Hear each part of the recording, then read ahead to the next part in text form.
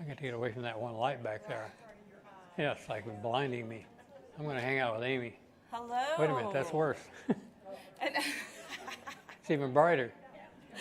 Get away from the screen. Here we go. There you go. We'll do bookends. There we go. Hi, Amy. All right. I'd like to thank you all for joining us today.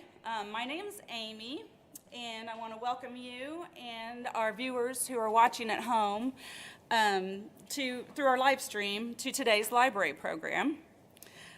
Before we get started, we would like you to note the feedback forms in your chairs. Please take some time to share your thoughts on the programming.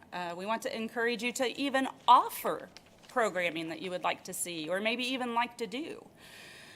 Your feedback is what helps us plan our future events. So that does help a lot. We don't just, after you're gone. We would also like to let you know about some upcoming events. We have a Saturday, September 30th at 10 a.m., Author Talk with Coralie Kuntz, a wonderful patron here at FPL who embraces life with passion and has authored several books and multiple articles challenging public policy and human foibles. Monday, October 2nd at 6 p.m., Author Talk with Howard Fishman and his book, To Anyone Who Ever Asks. The mysterious true story of Connie Converse, a mid-century New York City songwriter and singer and composer whose haunting music never found broad recognition, and one writer's quest to understand her life. And I hear she was like Bob Dylan before Bob Dylan, so that sounds really interesting. And Saturday, October 7th, from 10 a.m. to 12 p.m., you can join us for an introduction to genealogy class if you would like to find out about your own history. We have these every other month with our intermediate genealogy classes on the interim month. So, and those are, Nancy will be doing those, Nancy Brandon. This is going to be hard. Now, I would like to take a moment to tell you that here on my 15th year and 5th day, this will be my last event and my last day with FPL Library. And I cannot think of a better person or event to end my FPL career with. So today, JB and I wanted to make it a little different with a historic giveaway. So, for a copy of JB's Angels in the Ozarks, do you want me to ask the question or do you want to ask? The first person to name the Fayetteville Bat Boy who became an all-star catcher with the Chicago White Sox. Come on. Sherry? Sherman Lawler from Durham. Right on. Yeah, Sherman was from Durham, and their family moved to Fayetteville. He was a bat boy for the Fayetteville Bears, and later on played against the Fayetteville Angels, and he made it to the Chicago White Sox. Was an all-star catcher. Won the first Gold Glove ever for a catcher. Okay. I tried twice to get him in the Hall of Fame, but they ignored me. For a copy of JB's book, The Apostate, whoever knows what town in Arizona did JB live in the longest? No family, no family, no family. Is she family? No. That's it. Tucson. Tucson. The Apostate, the story begins in Tucson with a carjacking. The Apostate is a novella in two long stories, which I pretentiously call literary crime drama. Hey, well, that's what I'm all about. Those are the only two you sent me, so you have to ask the next two. What did I have? I better make sure. As you guys can see, I can't even read my own notes half the time anyway. I don't know what I'm doing. Okay, let's see now. We did The Apostate. Mexican Skies, yes. Mexican Skies is two short novels set in Mexico. And the question here is, I stayed in a lot of towns when I was in Mexico, but one of them is called the City of Eternal Spring. And it was featured in Graham Greene's novel Under the Volcano. Anybody know what town that is in Mexico? Have to give you more clues. Can you translate cow's horn into Spanish? Vaca. You got the second part. Cuernavaca. Here you go. That was the town I spent the most time in. Well, I spent a lot of time in other towns too, but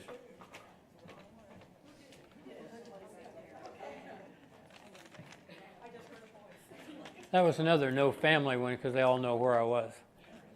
Okay, the last one of our giveaways is, you go, why are you giving me a Dusty Richards book? Well, the reason is that my publisher put my novella, Bounty Riders, in the back of this posthumously published book of Dusty's as our tribute to Dusty, and to get my little book out there. So the question here is, I don't know how many people knew Dusty. Dusty and I, this is a family thing, the family will know this again. Stop it, family, stop trying to get these books. They're so bad, the family. Anyway, Dusty and I graduated from the same school in the Southwest United States. Anybody know what that school is that Dusty and I both graduated from? It was an oddball connection for me and him. Totally different worlds, but same school. Anybody know? Well, my family knows where I graduated. It's where I got my Ph.D. Almost. There you go, Arizona State. Arizona State and Tempe. And by the way, if it's Tempe, don't ever call it Tempe or anything else. It's Tempe. That's how you say that. Once you live there, you get that really fast. But I was Malin, I was at Arizona my 1 year as a professor, or full professor, visiting assistant professor at the University of Arizona. Okay, can't sit down yet, Nancy. One more. One more. And I need your guys' help because this might go quick. So look to see whose hand goes up first, okay? And now, who knows what the University of Arkansas first titled their school annual? Come on now, come on. You guys got to know that. Malin knows. Marilyn? Cardinal? Yes, Cardinal. But hold on. Hold on. For the follow-up question, where can you find the 1827 Cardinal Annual, a literary map of Arkansas, and access the website for Ancestry? Fayetteville Public Library, yes ma'am. Okay. Yay. Marilyn, raise your hand. Yeah, there you go. Nancy, you need to become really fast friends with Marilyn because she does a lot of our programming too, so. Okay. Although this is my last event here, I am sure this will not be our go-to local historian Jerry Hogan's last program here. As a multiple award-winning author with over 270 stories and poems and now more than 10 books published, JB has books planned to be published for the foreseeable future. I believe he will become the very first ghost writing. I thought that was hilarious. And with that, please help me welcome for my last time, author Jerry J.B. Hogan. Thank you, Amy. That took a turn I wasn't expecting there. I'm not sure I like that last one. Yeah, these librarians are trouble anyway. So, first of all, thanks everyone for being here. It's very nice of you to show up. The pigs are winning handily, so you don't have to worry about that too much. If it was like against Alabama or something, it would be like me and a bunch of chairs. You guys know I used to play in East of Zion, the family band. We were playing a jam and java when it was back in the back part up there. And we played one day, and there was a nice real crowd, everything. All of a sudden, we looked out, and there was no one there. What the heck happened? And we realized it was a pig game. Boom! It's like 11 o'clock, went poof! Nobody there. So besides, I want to thank you all for being here. I want to thank the library for this. And a special thanks to Amy for extending her time here to be here for today. And you probably didn't know, here's another great thing. Amy and I graduated from the same school in Missouri, Central Missouri State. It's now University of Central Missouri. So did Heather Robideau upstairs. 3 of us from CMS. Of course, I'm from way back at CMS in a different time. And if you've seen any of my old videos, you might know they weren't always that good a time. Okay, so thanks to, and Nancy, Brendan, thank you for being here. Thanks to all my librarian pals. They take care of me all the time. My publisher and his wife are going to try to make it. I don't know if they'll be here or not, but I thank them. I'm telling you, this book, first of all, it was scheduled for 3 years ago. And you know, the pandemic nailed it. And so then we get going. Now I missed the ice cream social. I said, I just can't miss. Amy's staying here for this. We got to get it. I mean, we worked right. I mean, they would send me the fixes, and I would fix the fixes, and it would boom, boom, boom, boom, boom. And I got these books yesterday at noon. That's cutting it pretty close. It could have been closer, but that was pretty close. So I thank them a lot for that. Okay, we did all I guess we did the giveaways then, so time for me to start my dog and pony show. So there's the cover of the book. I'm calling it Forgotten Fayetteville and Washington County ever since the idea occurred to me. And I remember the first time I come up with the ideas years ago, and I sidled up to Bob Beason. You all know Bob, what a wonderful guy. I said, Bob, what do you think about the title, Forgotten Fayetteville, for a book? And he went, I went ahead with it anyway, even though I should have paid attention. I should have listened to Bob, but that's what I want to call it. So anyway, so there's your cover, and here we go. Let's step through my little presentation for you. This should be working. Oh yeah, as I always do. Man, that's so tall from here. It's like way up there somewhere. What I like to do is I like to show you all my books that I've done, just in case you're interested. Besides the local history, I write a lot of fiction and poetry. And lately I've been focusing on poetry because the older I get, the harder it is to write anything longer than like a half a page. So anyway, the most recent one was Bar Harbor, a book of short stories. And I was going to say something about that. I know people nowadays are not particularly keen on short stories, but I love them and I love writing them. I know we're supposed to write series now. I'm supposed to write you 5 science fiction novels that are all related. That's not how I function. So you'll see the only book that's even a follow-on is I'll have to look at it here, remember. Those 2 down there, Losing Cotton and Living Behind Time, they have the same protagonist at different stages in his life. And it's not me, by the way. The Living Behind Time has 18 episodes in it. And one of my comments to a friend was, boy, this is so you. And there's 18 episodes, not a single one of them happened to me. But I guess whoever I am is so clear in there that they thought that. And then I put it at the end, even though it's not this is in chronological order of their publication, but I put the square book over there. There's because I did that I'm the with Tony Wappel on that one. So let me say something about what I got back here today. So I've got about 5 of the square book for $20. That's 60% off its price. My book is $15. It's paperback, and any of my other books is $10 regardless of what they were. And if you want to get carried away and lose your mind and get the square book and the Forgotten Fayetteville and one of the other books, I'll just do that for $40, and that's it. So there you go. So it's kind of a sale. Now, a couple of things I want to say here. Angels in the Ozarks is actually within 10 days of being re-released by my current publisher with a new cover. It's basically the same book, but it'll be re-released.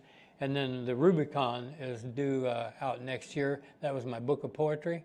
And some of you might have seen it had some fiction in it, but it won't have the fiction anymore because since that book came out, I've published and or written 60, 70 more poems. So it'll be easily all poetry on that one.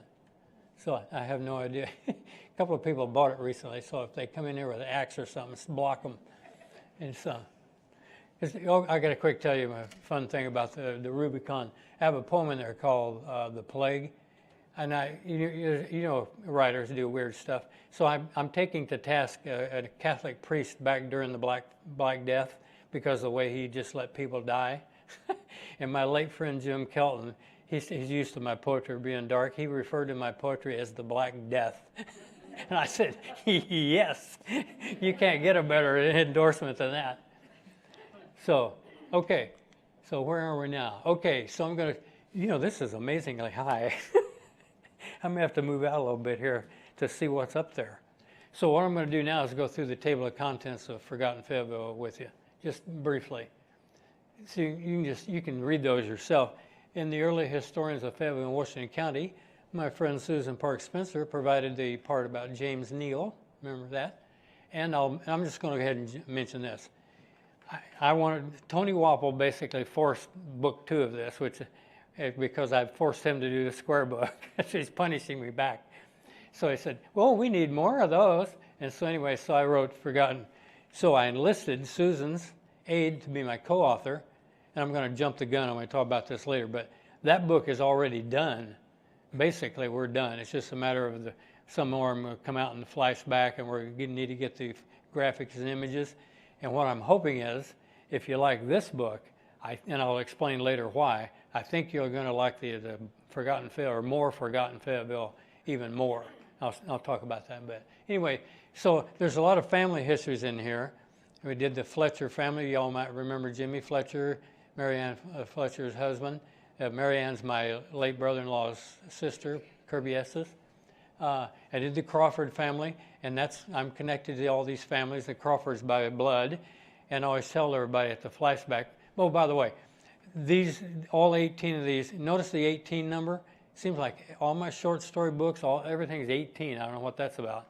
But anyway, I told them, I said, if you don't want articles about my family, don't let me write for you. And so the Crawford family, now there's a legitimate reason why, because these families been in the county since time began. That's why I wrote about them. But I got to tell you one story about Jimmy real fast, Jimmy Fletcher. He's passed too. One of the guys, Jimmy's family, they were served in every single war since the United States began. They had a veteran in every single war. And one of these guys was in the Confederacy, and he got captured by the Union, and he took the oath and switched over to the Union side. Jimmy was still mad at him. I just find that so amusing. He was mad at this guy who's been dead 150 years because he switched sides. Like, who wouldn't switch sides? You want to go to a Confederate prisoner of war camp? I don't think so. Or a Union one, either one. Anyway, I just love that story. I was so tickled with the idea. He was still mad at that guy. Okay, and the Crawford family here had been since time began. And I did the police chiefs and all those guys. That's one of those that in the three years since the pandemic, we've got a new fire chief and a new police chief. And that was some of my late changes. Man, I wanted those in there so bad. Especially the fire chief, Brad Harden, had been like super nice to me. I got to get this guy's name in there and the changeover. So we did. We luckily got that. And then we got those old schools where I talk about all the old schools, including Henderson and Lincoln, the black schools in town. And I'm going to talk about that a little bit more, the old movie houses. I'll talk about that just a little bit more. And then the next 5, and some of you might have been on the Wilson Park. I've done tours of Wilson Park. That's one of my favorite ones. It has a nice sort of simple 3-part history that's real easily done and in a beautiful place. See the one growing up early in the 20th century in Northwest Arkansas? There's 18 essays here. My very favorite one is that one, and I didn't write it. I love that. That's my Uncle Buck Gilbert wrote that. I got to tell the story now. Here's the whole story. So they all grew up out here in Whitener and all the areas out in here in Uncle Buck. His name is Clarence St. Clair Gilbert. Anyway, he was a character, as you can imagine. So his sister, Alma Allen, my Aunt Bill, we call her, because she was a tomboy, and they call her Billy. And she was Aunt Billy, and then she became Aunt Bill. She was a poet, writer, and she wrote reminiscences. Well, they were romanticized. Well, Uncle Buck's a farmer out in Tishomingo, Oklahoma. And by 79, 80, he decides he needs to write a corrective to Aunt Bill's romanticized version of growing up out here. And it's absolutely hilarious. And what I did is an 80-page letter he wrote. And what I did, I cut it down. But I kept it exactly, I transcribed it exactly the way he wrote it. Typos, grammatical errors, punctuation. It's exactly the way Uncle Buck wrote it. And he was a character. He wanted to adopt me when I was a little kid. So I wouldn't be here. I'd be on a tractor out in western Oklahoma right now. So thanks a lot, Uncle Buck. Anyway, he's a great guy. All my uncles were fantastic. And okay, and the next one's the early history of the municipal airport. This was agony. My late brother-in-law, Kirby Estes, you'll see him again later. Pops did all the research on this, and I made the foolish mistake of saying I'd finish it for him. And our writing styles, Susan and I, our writing styles, I think, blend really well. Me and Pops, our writing styles could have been more different than two men and he's from Jupiter and I'm from Saturn or something. That's how different they were. It took me months to get that thing to where I could deal with it at all. Maybe he did great research, but man, we were different our styles. And then you go, and this is the history of Collier Drugstore, and you're going to go, forgotten history? What are you talking about? Everybody knows Colliers. Well, you probably don't know the origin of Colliers. Tim Nutt was the editor of the Flashback, and he said, write me a history of Collier's Drug. So I went down there, talked to young Mel. Anyway, so it started out in Prairie Grove with the original Mel Collier. And he came about 1916, I think. He came to Fayetteville, and he invested in the Red Cross drugstores on the north side of the Fayetteville Square. He eventually owned it, and in the late 40s, they built the one down there on Dixon Street. So there's a lot more than just, well, everybody knows them. Susan? It didn't start in Prairie Grove. No, he came from Prairie Grove. Yeah, you work for my family, so you better watch out what you're doing. Audience crooked. Here they come already. Audience crooked. Coming after me already. What did I say that was wrong? I said he came from Prairie Grove, did he not? You said he started in Prairie Grove. Oh, I meant to say he came from Prairie Grove. Thank you. Thanks a lot. That's my co-author. You can imagine what it's been like. Just teasing.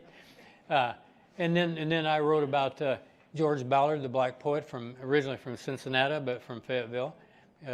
I did kind of I'm going to talk more about him in a minute too. So, and then the death of Patrolman Lem McPherson. That was the very first article I ever wrote. He was a black patrolman here in 1928. He was killed in the line of duty. And what I found out since, and I don't know if I got it in the book or not, but there was actually a guy before him named Sid Jackson that was hired in 1923 by the city. So these are things, I'm pretty sure a lot of this stuff is not very well known. In fact, when I wrote this article, I went to the police and they had no idea. And I talked to Sergeant Gabbard and Corporal Phillips were the information guys then. And with that information, I think Maryland gave them information on Will Patton, and they knew about what was the guy that died of the heart attack? In the 50s. I can't think of his name right now. Martha, we used to know the policeman. It wasn't Bunch. Yeah, Elmo Ritchie. And they as a result of all that stuff, they built that really beautiful monument, which now also has Officer Stephen Carr's name on it. So that's a really cool thing. Anyway, so that's that. And then the last five. Okay, so if you've heard me before, you heard me talk about how much I admire Walter J. Lemke. He created the journalism department up here, and he created the Historical Society. My God, the man was unbelievable. I'll give you an example. I think I've written about 30-something articles for Flashback, so I'm kind of like chest puffed out. That's pretty good. So I did a search on that, like a Excel file, and mine takes up about most of a page. Lemke takes up like 16 or 17 pages, and I've read every single Flashback twice. There's probably 2 times that many without his name on them. So my little chest went, poof. Not quite so inflated after that. Anyway, the point was, nobody knows Professor Tallheimer was with him the entire time. Lemke got almost all the credit, and Professor Tallheimer was with him all the time, and everybody loved him at the university. That's why I call him the Mr. Chips, if you know that movie. They loved him a lot. They call him, what did they call him? You'll have to check me on this. It was something like Smoking Joe. He had a pipe all the time. He always was smoking a pipe. And he was a wonderful man, wrote some young adult novels and everything. Really cool guy, but just totally ignored. And I think, if I remember right, if you're on Maple and you turn down Wilson going north, right at the crown of the hill, there's kind of a reddish painted house. I believe that was where he lived, if I had my addresses right.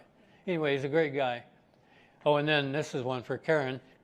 In 1930, this is one of those stories. By the way, I haven't said this. Totally, there's no rhyme or reason to these articles. This is just part of my research. Most of it happened when I was researching my baseball book. I would see these stories and go, Holy Toledo, what is that? And this is one of those stories, 1936, big old thing, asphyxiation death, cabin orgy and all that. I'm going, my God, what are we talking about here? And so I had to write that. And with what happened was a group of people, I mean, now it doesn't sound like anything, but in 1936 it was a horrendous scandal. There was 2 men and 3 women, 2 married men, 1 married woman, none of them married together, and 2 young women, just barely legal age. They went to a bar outside of town that was basically, if you use military terms, it was off limits. Bert Atkinson ran it, which is Karen's relative. And the thing of it is that what the tragedy is they were just partying. We were not judging for their partying. And they went to this Uncle John's tourist cabin, which, if I remember right from Tony's book, you know where the Walgreens is out there at Township in 71? Just over that hill on the west side was where Uncle John's tourist cabin was. Those tourist cabins used to be everywhere right after cars got really big in the late 20s. They had one at Wilson Park. They're all over the place. Anyway, these people went in there. It was right at Christmas time, and the room they stayed in was sealed completely tight, and they had the heat in there, and they didn't realize it until late they couldn't breathe. And one of the description is one of the men was actually crawling with his hand like this. It's really, really awful story. But I could not avoid writing about it because it's just stunning, amazing story.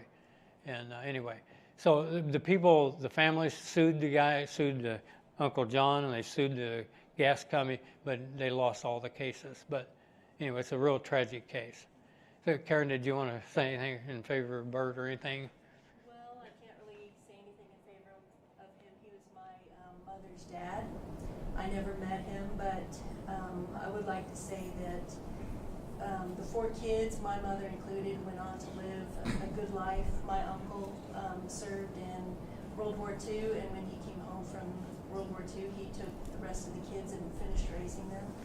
And he was a football star of Fayetteville High School. They won the state championship that year, I think it was 1946. So, and my mom's youngest brother went on to join the Navy also, and he played on the first Navy football team, the Seabees. So they went on to have a good life, and they overcame the tragedy. Of that. Yeah. My grandmother, though, she passed away at 44 years old of a massive stroke. So it was really tough back in those days to have something like that happen in a small town like this. So If you couldn't hear Karen, she was just defending the rest of the family, saying that they live normal, regular lives, and this shouldn't have been the way it happened. Of course, you guys know that right after the prohibition was lifted, it was in this funny state, kind of where marijuana is right now. It's kind of legal and it kind of isn't legal, and you just float back and forth. I'll give you an example. I don't think I covered it in one of these stories, but the county sheriff back in the 30s named Harley Gover, he busted some moonshiners in Greenland with the feds. The feds were involved, and they gave him control of the moonshining equipment, and they came back 6 months later, and the people had the equipment back. Well, Sheriff Gover was arrested, tried, and actually spent time in the El Reno, Oklahoma state pen, or federal pen, whatever it is.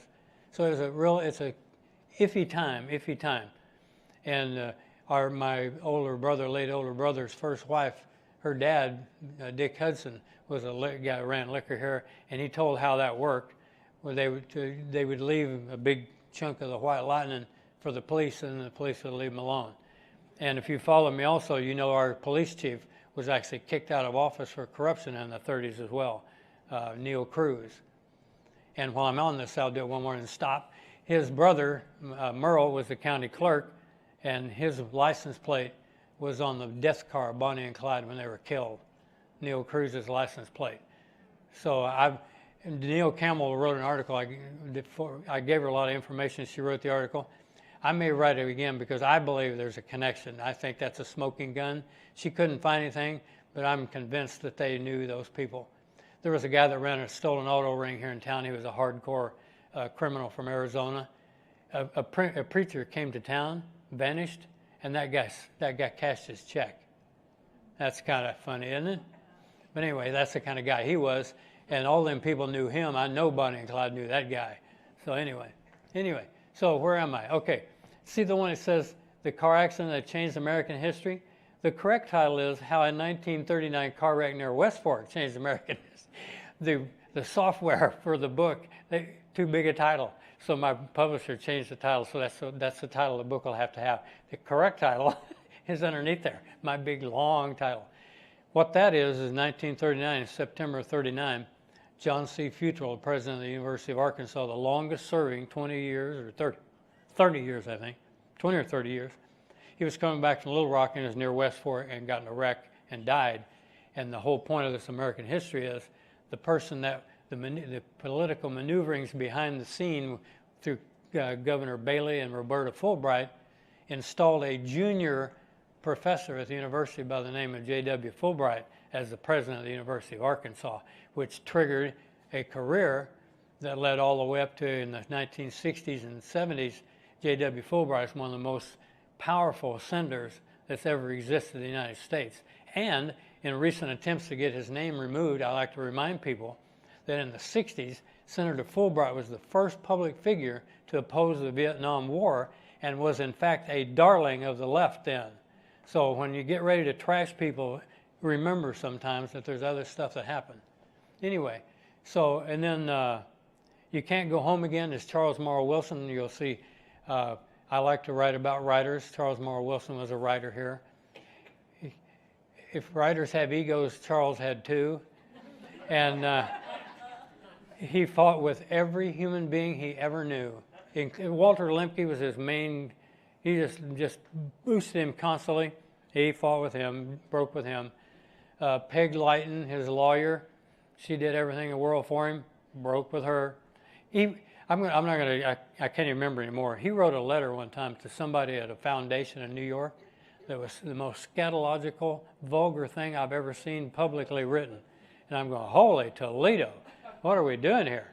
You know, I mean, it's not like he wrote it to your Uncle Joe, calling me, this was like a major guy in New York City. But anyway, I still like the guy. He was an amazing character, a terrific writer. He was able to, it's like, he wrote mostly nonfiction. He was able to just corral massive amounts of information into pretty readable books in a really fast time.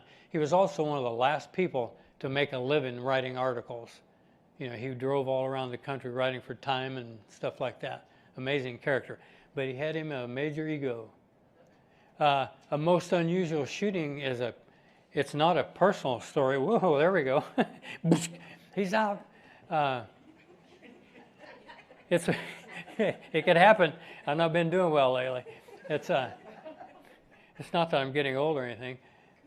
A Most Unusual Shooting happened in 1956, right at Bloody Corner, right, very appropriately and ironically, at College and Dixon, right there basically where the old plaque used to be. A guy named Charles Fridley shot a yellow taxi cab dispatcher named Chester Goss, shot him to death right in the intersection because he believed that Mr. Goss was receiving signals from space about him and information about him.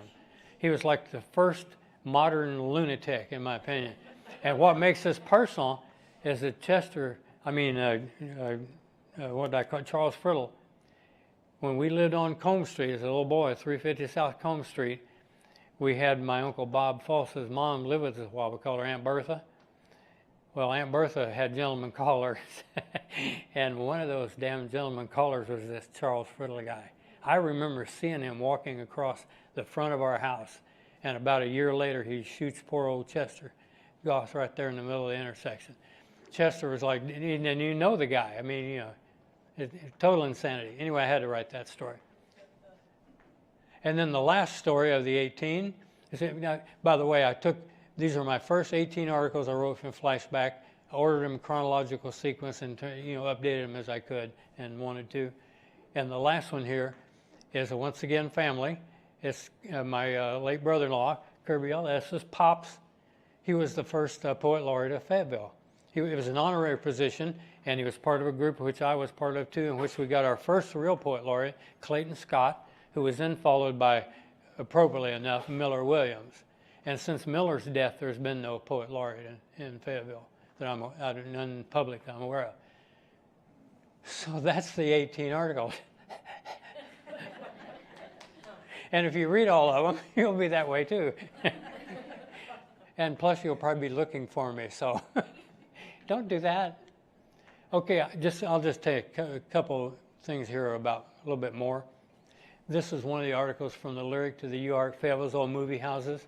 Okay, I said my favorite one to read. Well, I didn't even write it. It was my Uncle Buck wrote it. That was my favorite one. This was my favorite one to do. How much fun was that to research the old movies?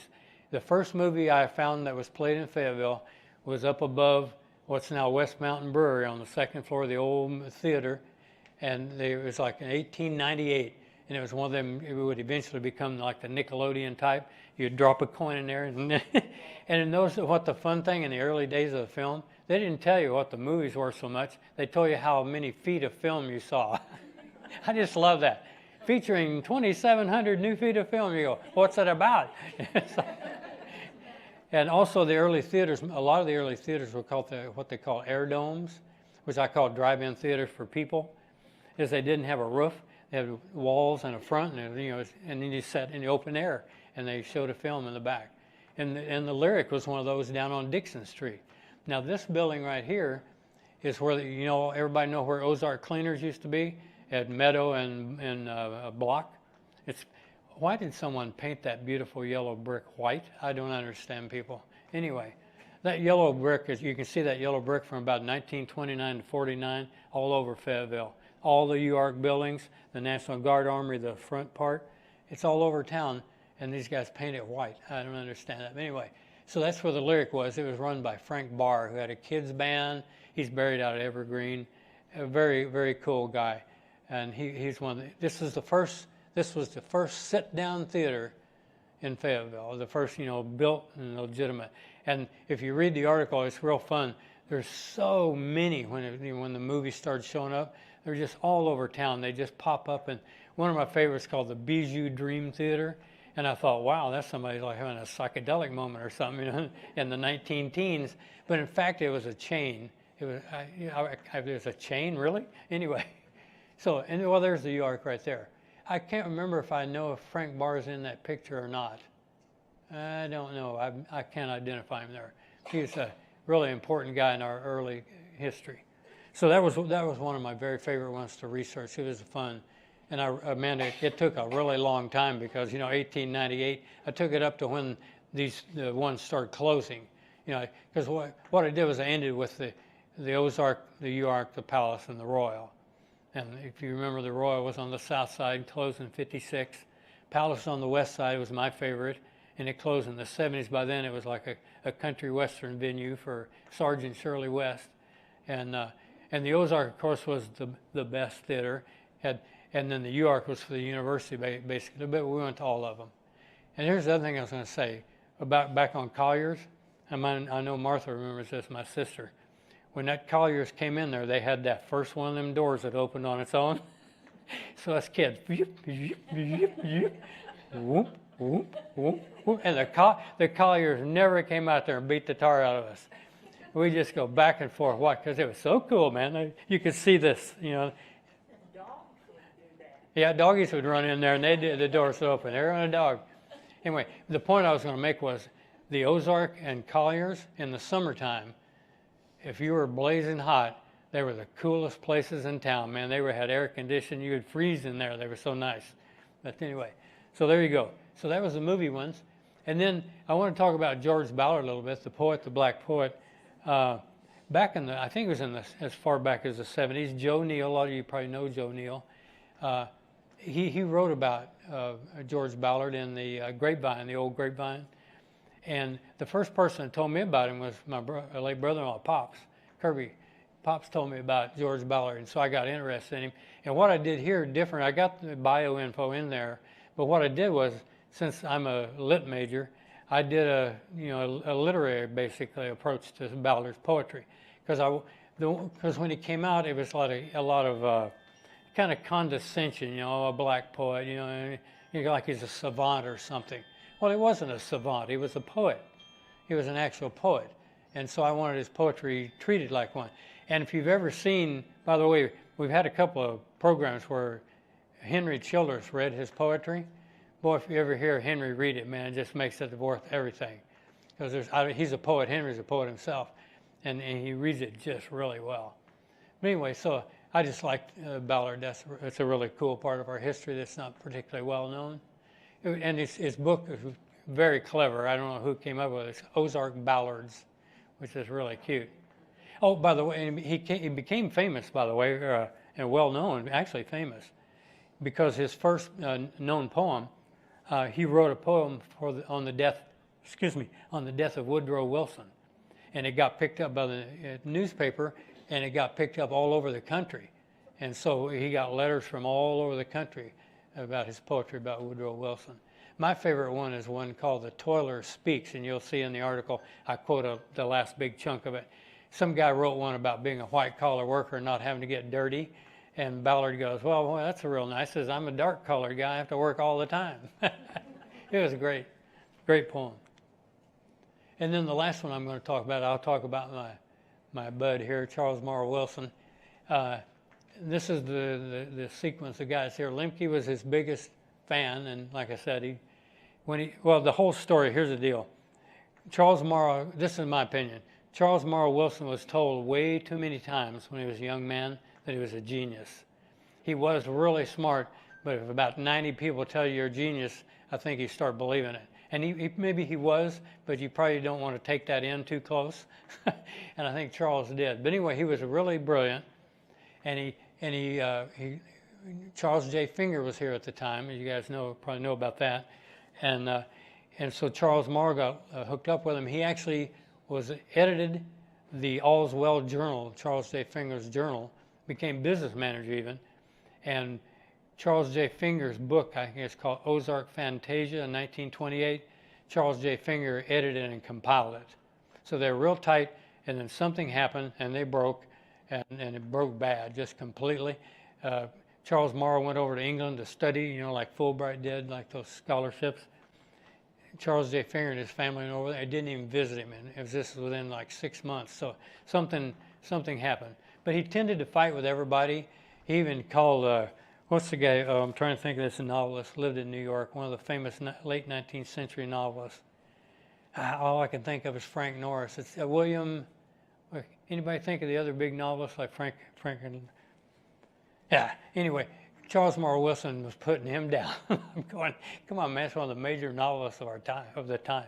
But he would do that kind of thing. But he wrote about 40 books. But to show a kind of thing about him, he's such a mixed bag. He thought that he should get the Nobel Prize. And of course, that's one of those things you don't lobby for the Nobel Prize. But he thought he should get. Anyway, the whole story is, in the late 40s, U of A, rightfully so, gave him a distinguished alumni award, and he came back, and apparently one of the professors offhandedly said, well, Charles, you should join us sometime on the faculty. Well, apparently Charles took that as a job offer, and so then he moves his whole family back. He lived most of his time in Putney, Vermont, and he moved back to Fayetteville, and everything just went sour back here. U of A did not offer him a job.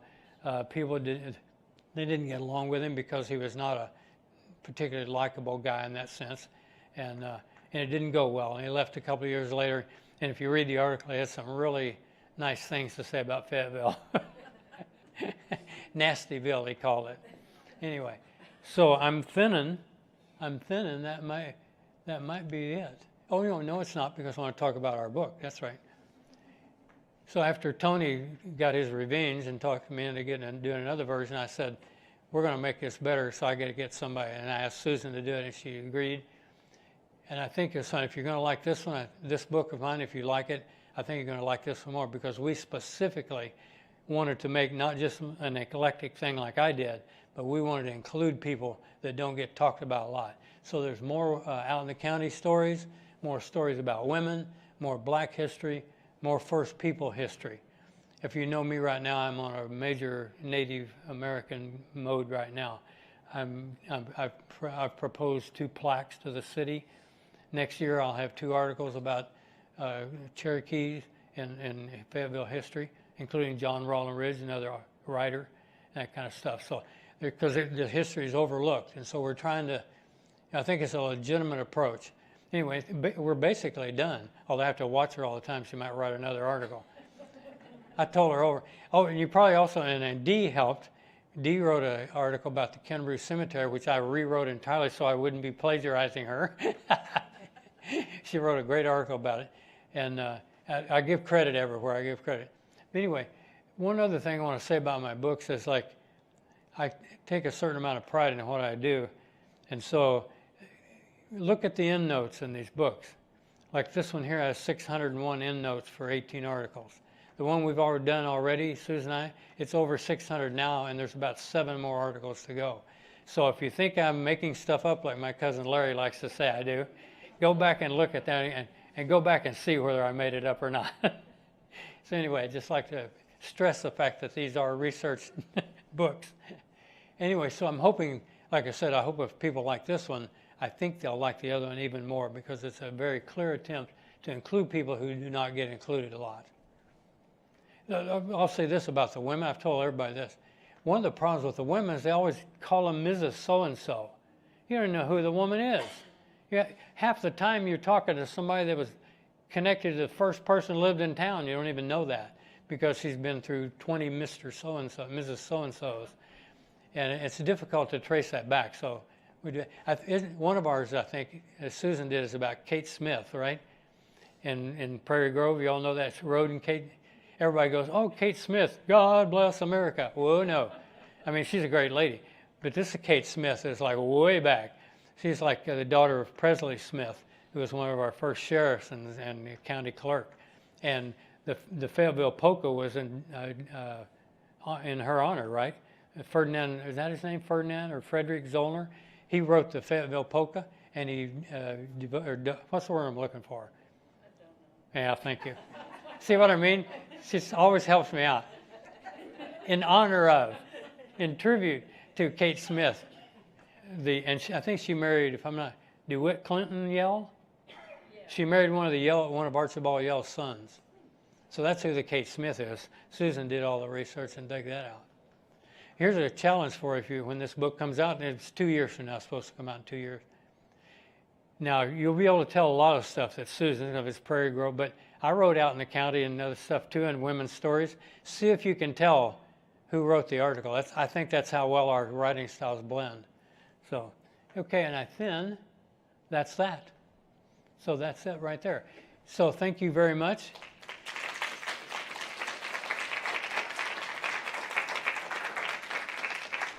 Thank you for putting up with me and my insanities. Yes? Can I ask, in your next book, more about the Black history, are you saying anything about St. James Missionary Baptist Church with Pastor Hawkins? The St. James Baptist? Missionary Baptist? One of the oldest Black Baptists? Yeah, with Squire Jehagan. No, I'm not covering that one. Okay. I haven't done those yet. My connection is mostly with the other St. James.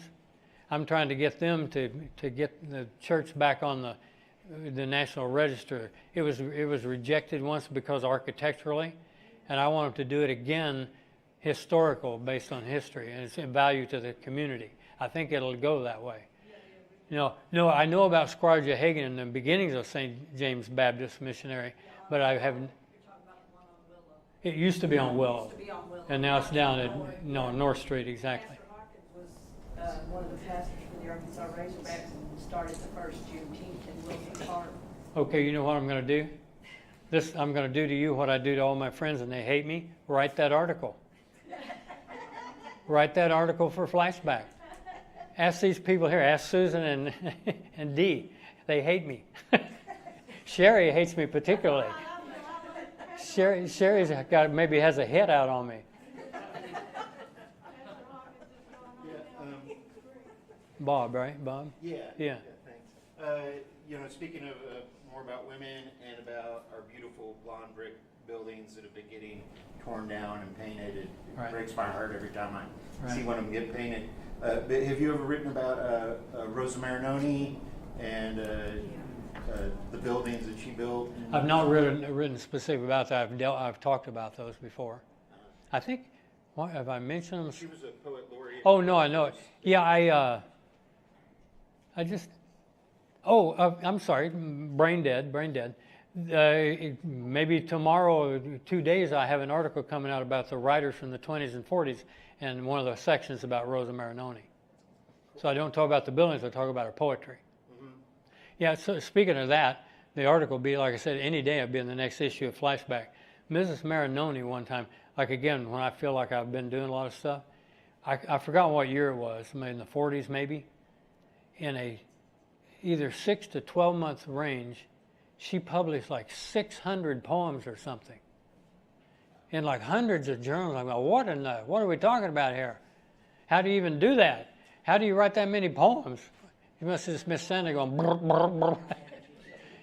She had the first AI machine going, at least one of my nieces thinks I'm funny, so that's it.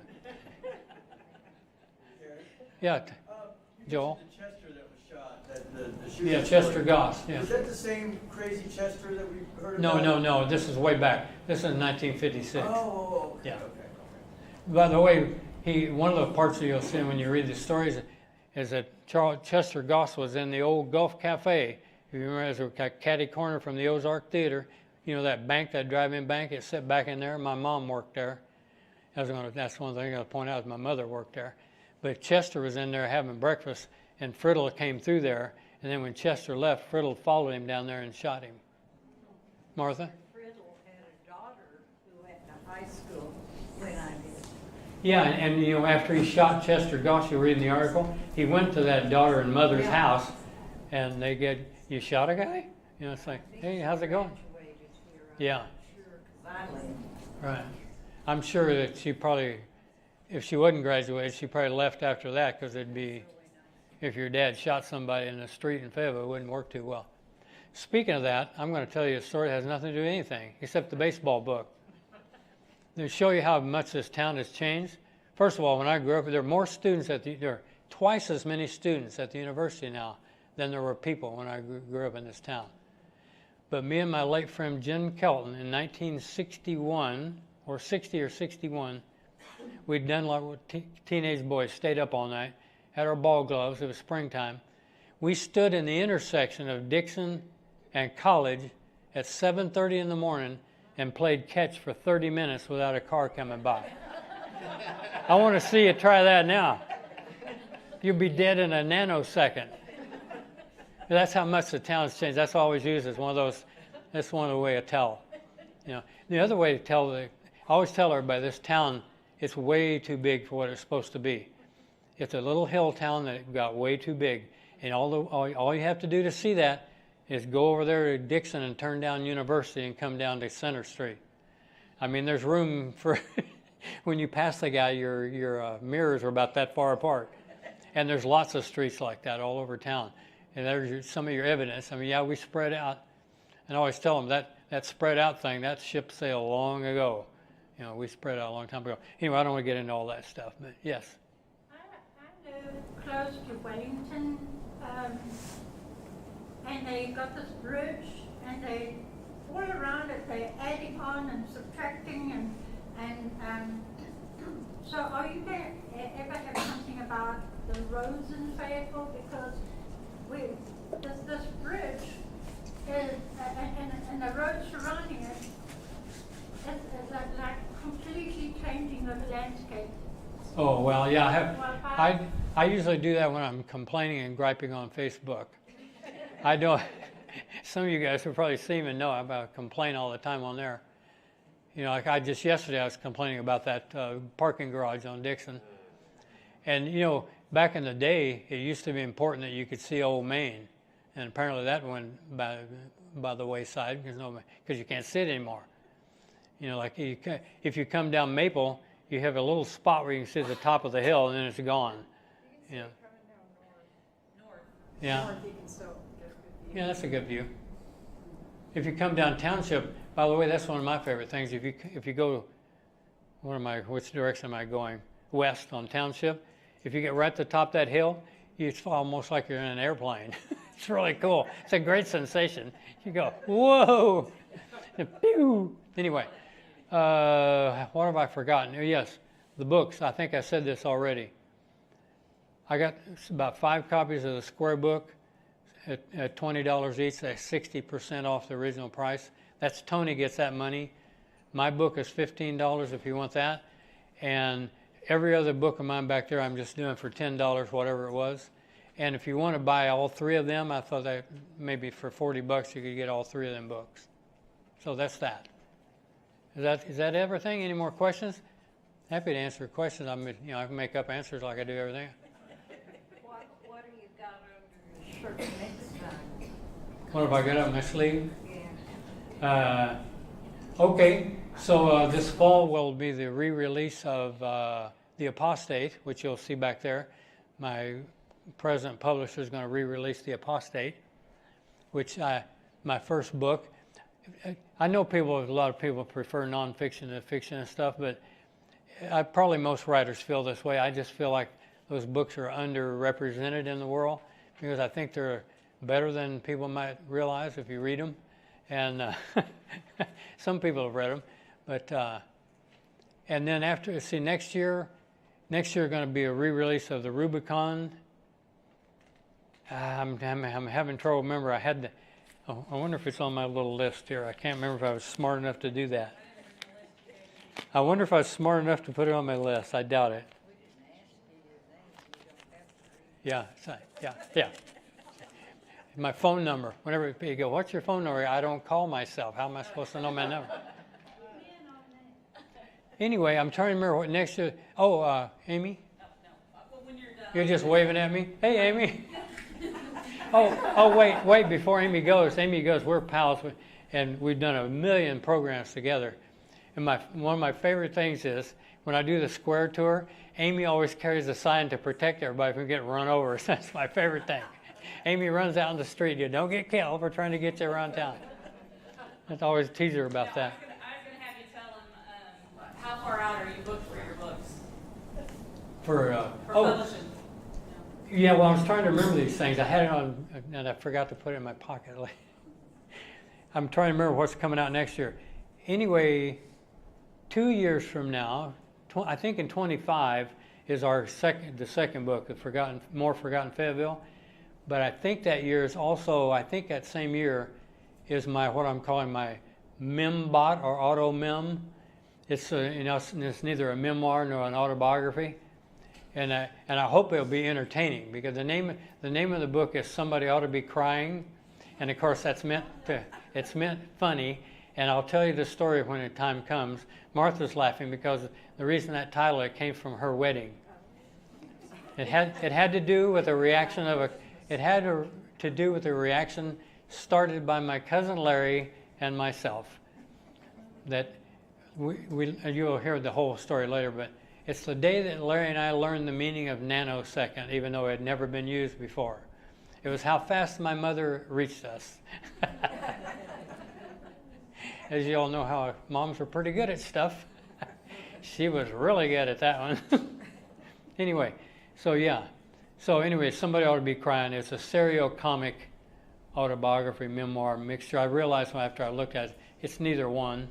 Because it's not really an autobiography and it's not really a memoir. Memoirs are usually kind of limited by something, and I just kind of take you through. One of the oddities of it is I tell the first part of the story as if I was that young little guy. So the narrator of my auto memoir ages as well as you go through. And so you'll learn really horrible things about me, service days, things like that, where I made my mark for mankind.